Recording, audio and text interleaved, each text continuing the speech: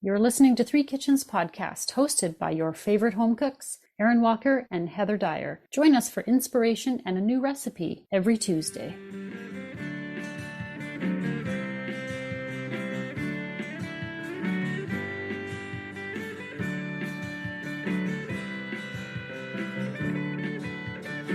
New year, new fun, exciting stuff. New recipes? Same old us. Well, some things have to stay the same. We're growing and learning and changing, and I'm sure I've grown over the holidays eating all kinds of possibly not in the right direction. cookies.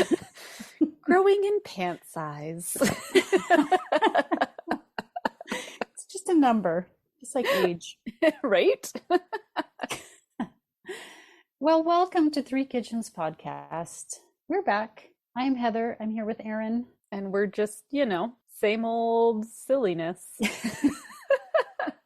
Well, you got to. You got to have some fun with it. Right? That's what we're here for. Exactly. And since you have no idea what I'm going to be making, let me take you on just a quick little detour first. Ooh, should I close my eyes? You can if you want. There's nothing to look at over here.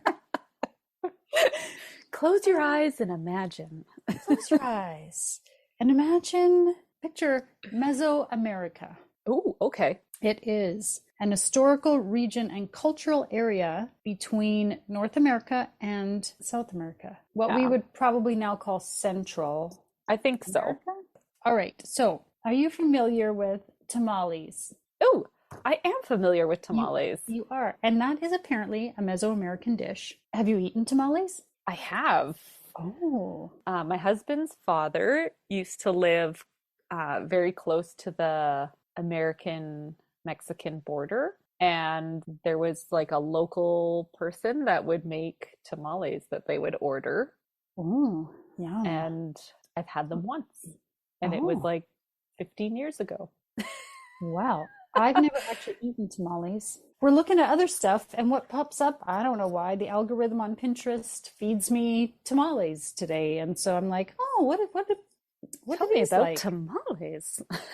So basically, you have a masa dough, like a dough made from corn. You put that onto a corn husk or banana leaf. Okay. Then you put on top of the dough, it could be anything, meats, cheese, vegetables, herbs, chilies. Mm-hmm. Depends a lot on region and taste and whatever you've got available. yeah, it's kind of like the dough is sort of wrapped around it. It's all wrapped in the leaf. And I think it's baked, but shitballs. I'm not making tamales. This is why I'm not that prepared with the tamales, but well, now I'm really confused as to where this ship is sailing. You fold it all together. Oh, you steam it. You're right. Steam it.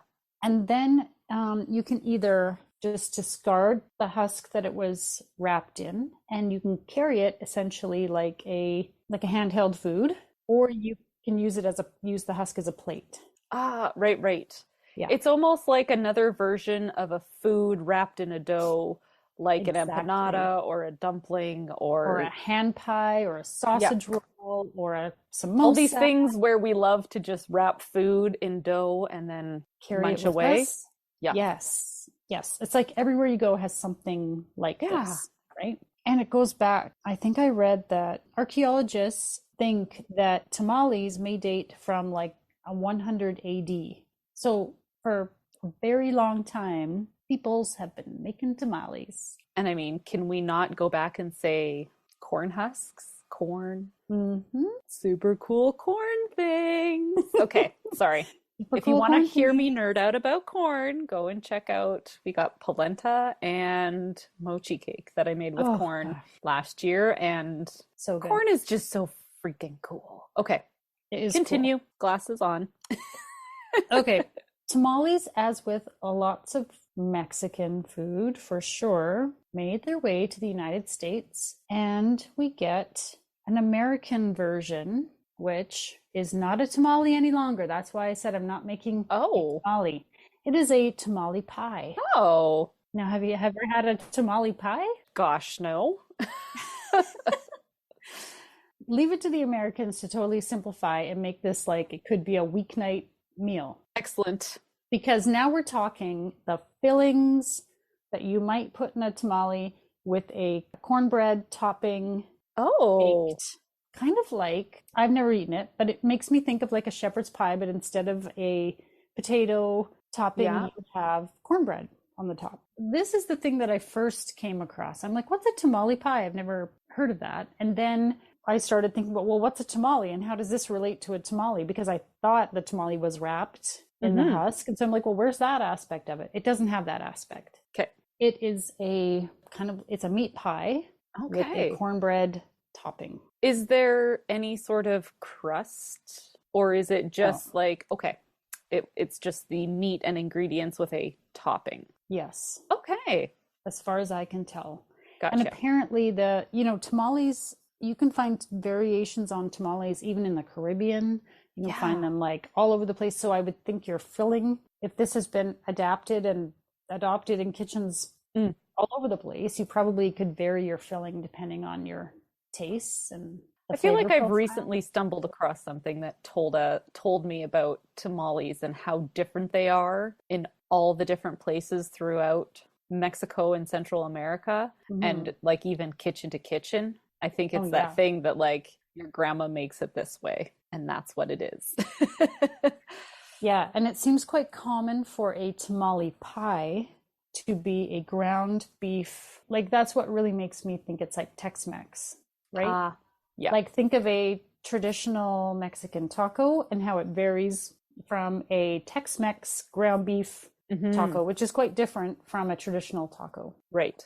Like some of the recipes were basically just pork, like shredded pork that's been cooked all day and then shredded up and put in your tamale. But then the tamale pie often has vegetables. It would have like corn in there. It's almost like a chili topping. Cool. So I want to do some research into different tamale fillings. Okay. And see what looks interesting and put that into the American tamale pie form and put the cornbread on top and see what I can come up with that's like. This sounds all sorts of deliciously good stuff. And what a fun way to change up a weeknight meal. Yeah, I think easy, right? Yeah. And I think you should be able to use leftover meat in here because it's cooked first. Yes. Anyways, because your cornbread doesn't take that long, right? So you want your filling to already be cooked. Right. Just like you would for a shepherd's pie. You cook your meat first. You cook everything and then you layer it up and then... Yeah, and then basically you're just warming everything together and baking that bread on top. So you could, if you had leftover brisket, barbecue pulled pork. Well, and this even takes whatever meat you make and puts it into 2 meals. Yeah, make a little extra and make a tamale pie for the next day. I like this. Stretching that food. Yeah, stretch your budget. And if you're like me and you don't often plan ahead for your meals, this way you can be like, okay, I did plan this thing. What could I do with the leftovers? Ooh, I'm going to make tamale pie. Awesome. So I hope it will be something that's kind of easy, quick, tasty. Yeah, I'm picturing it. You know what I thought of when we were talking about shepherd's pie? Remember that shepherd's pie I made with lamb? Oh, that was really I remember. That was really good. I got to make that one again. That's in our lamb episode from September, a year and a half back. Lamb would be good in a tamale pie. Lamb is good in everything, in my opinion, but anything would be good in this, I think. So we'll see what I come up with. Excellent. Ooh, yum. Hello, listeners and fellow foodie friends. Thanks so much for joining us back at Three Kitchens Podcast. Or if you're new here, welcome. If 2024 is your year to get in the kitchen and make better food, you've come to the right place. We have over 150 episodes and over 200 recipes on our website for you to explore. And while you're at it, come see us on Instagram. We love hearing what you're cooking in your kitchen. We've got lots of great recipes and interviews coming up for you in the new year, and we look forward to sharing them all with you. Now, back to today's episode.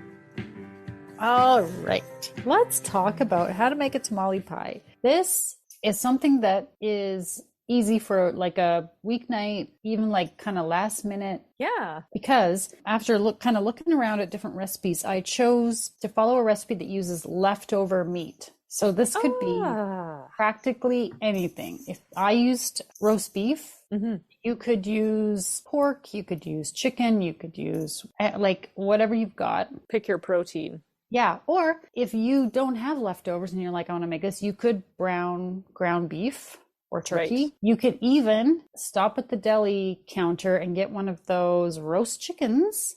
Ooh, You can grab one at Costco for $7 for the whole Yep. chicken and just clean it off. And then you use the bones and make broth. Yeah. So you make the most of that chicken. Maybe you've still got some turkey kicking around in your freezer that you were Yep. leave this for later.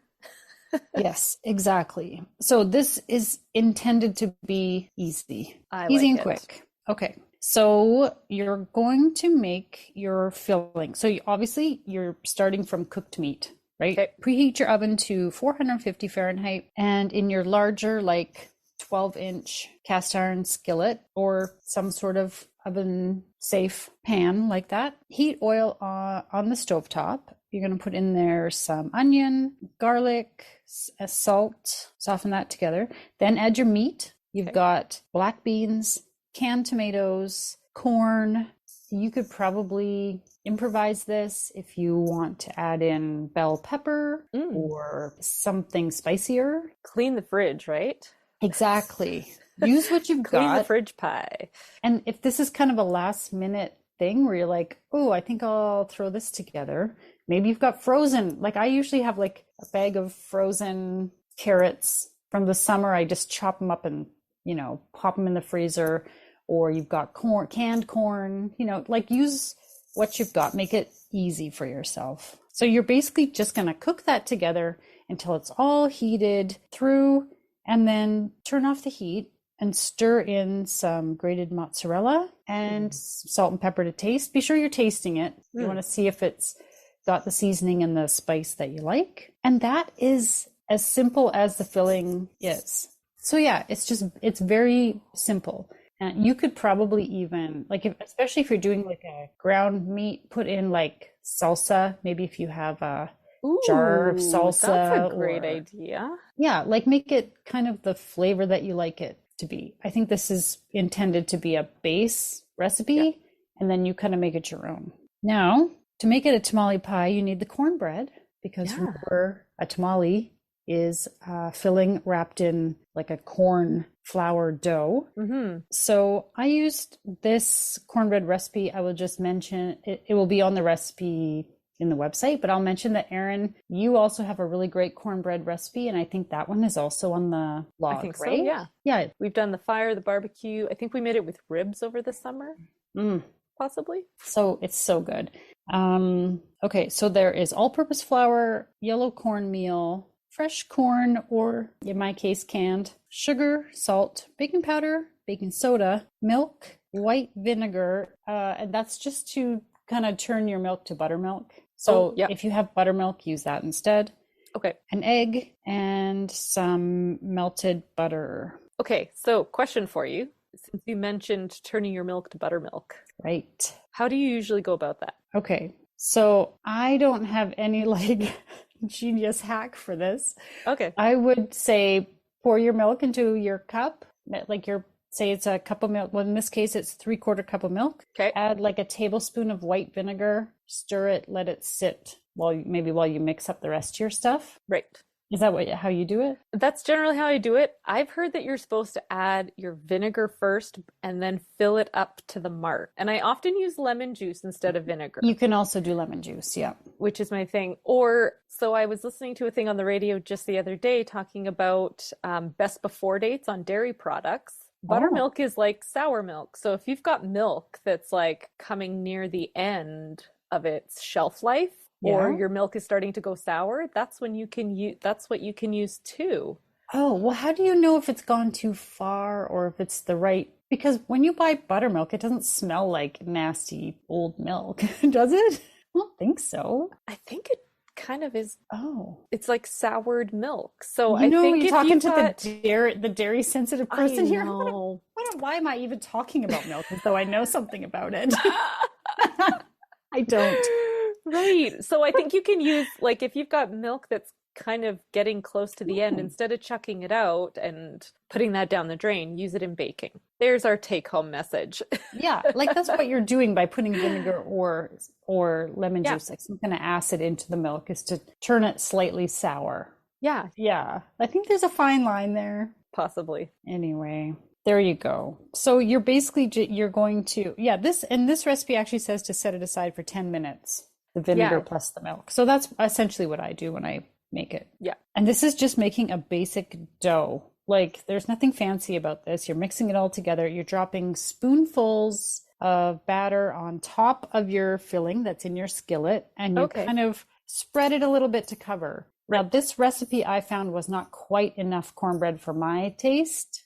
So Ah. on the blog, I'm gonna increase it by like 50%, I think, Okay. because we'll get into what we thought of this recipe, but I felt like it didn't quite have enough cornbread for me. And it didn't quite cover the Oh, entire dang. thing. So that was not the best. Okay. And then you're gonna, sorry, then you're gonna bake it, but only until you just need to bake the cornbread because the filling is done. Right. Okay. So this is super quick, like 15 minutes maybe. Check it with a little toothpick. Make sure your cornbread is, comes out clean-ish when you remove your toothpick.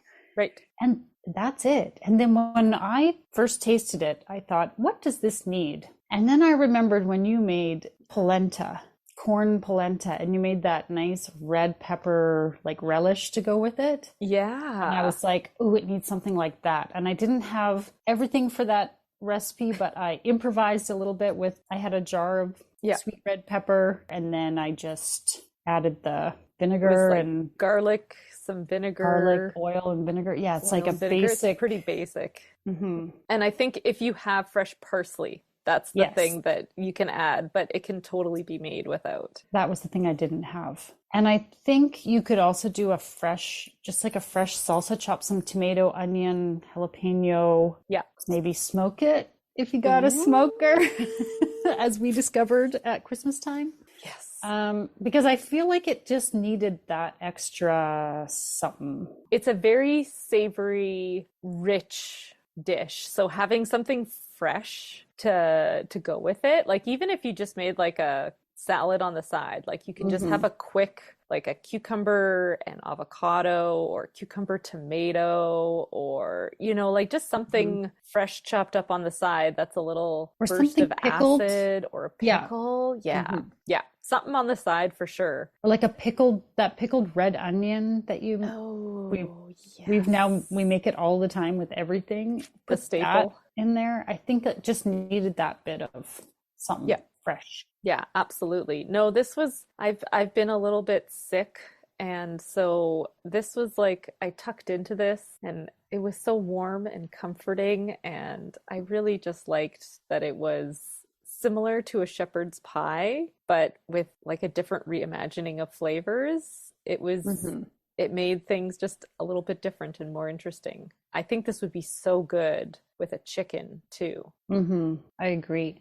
I feel like it depends a lot on the meat that you choose to put in there. Like in this case, I felt like using a leftover roast beef was a bit dry. It was not as like if you used a ground beef, say, that you just browned, Yeah, mixed it all with everything, I feel like you get a bit more of the fat and it would all kind of, a bit of a creamier base. it'd be a bit, yeah. I liked it. I thought it was great, and I thought it was super easy and quick if you just need that thing that's like, oh crap, I didn't really plan, or I don't feel like eating these leftovers. Just eat them as they are. What can I do with them? Yeah, you could make this in individual sizes and have it packable and ready to go. This is a nice meal. I like that it can be adapted in so many ways. And the cornbread is just a little bit different from like a potato, Oh, exactly. like on a shepherd's pie. You could basically just do, if let's say you made chili, make a huge pot of chili, use the chili.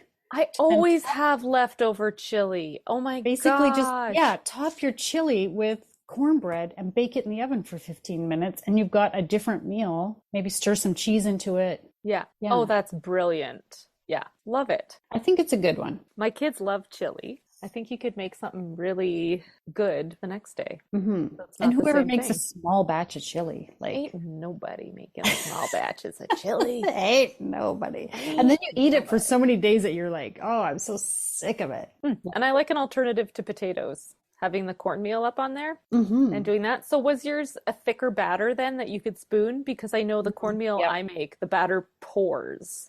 Oh no, this is So I'm not sure if the pourable batter would cook as well on top. Something to experiment with. yeah. This one is like you definitely scoop it Yeah. onto there. Maybe that does make a difference. I assumed you could probably use whatever kind of cornbread, but I haven't made like a regular cornbread in a while, so I couldn't remember what the texture of that was like. It's a pretty thin batter, the one that I use for the skillet cornbread that I make. So More like a cake batter. yeah. Yeah, kind of almost thing. like a muffin batter, you know? Yeah, a little more substantial. Well, that's something to try. I'll report back when I do make this Yeah. because I'll give that a try because I think this would be really good. Yeah, and put some corn into the cornbread. Yes. What about making this with your leftover carnitas meat too? Oh, I know. I did think of that actually. I was like, ooh, that would be good because if you make that real big pork shoulder Yeah. If pot you get of the full carnitas. 4-pound one, I'm usually just making a 2-pound one. I know, but if you made the real big one, you could do the this would be tacos good. and then tamale pie. That would be good. There's nothing better than reimagining leftovers and just stretching one piece of meat into 2 meals. I mean, with the price of everything these days, it's a necessity. Especially if you get something on sale. Like that's how I shop when I buy meat at the store. Not the stuff from the farm, but like if I'm at the grocery store, I always peruse Yep. I plan my meals based on what meat is on sale. what's got the 30% off sticker today. Yeah. And especially if it's like a nice big roast, you're like, oh, I'm getting that one. And then what do you do with it? Yeah. You either want to portion it smaller before you freeze it, or you make the big pot of something. Make the big batch and then make it into a couple different meals, reimagine it. And it is so nice to have something quick like this because I don't know about you, but I feel like my weeknights are getting shorter and shorter and I have less and less time to make food to feed everybody before they're off again doing something else. Oh, totally. And it's quick to make the filling too. So even if maybe the night that you eat your carnitas or whatever, you take some of it aside, quickly mix it up, mix your filling up, pop that in the fridge for tomorrow. And then all you have to do is it's scoop, cornbread. mix, bake, and Yeah. winner all around. Good way to start out the year. Thank you, Heather. Leave it to Americans to take something as time consuming and complicated sounding as a tamale. Yes. And turn it into something quick and easy for a weeknight. Yay! I love that. And now for the fine print. Join us over on the socials. Facebook, Instagram, YouTube, and on our website at 3kitchenspodcast.com. Remember, when you like, follow, subscribe, and leave us a review, it helps more people find us. Thank you so much for listening. But one day we'll try making them. Oh, okay. Maybe it just looks like so much work.